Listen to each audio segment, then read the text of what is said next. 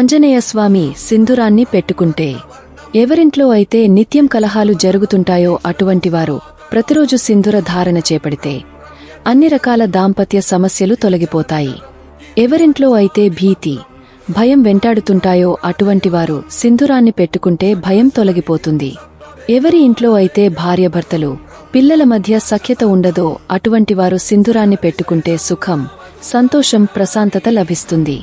చిన్నపిల్లలకు బాలగ్రహ దోషాలు ఉంటే ఆ పిల్లలకు సింధూరాన్ని పెడితే భయం, భీతి, రోగబాధలు ఏమీ దచ్చిచేరవు. ఆరోగ్యవంతులుగా ఉంటారు.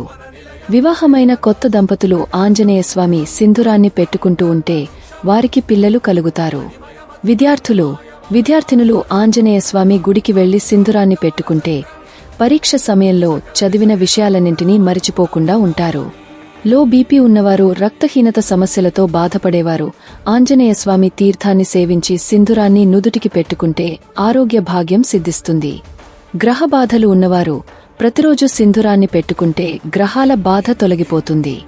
ఇంట్లో ఆంజనేయస్వామికి గంధాన్ని పూయదలచినవారు దేవుని చిత్రాన్ని దక్షిణం వైపు ఉంచి కొద్దిగా గంధాన్ని స్వామి కిరీటానికి పెట్టాలి.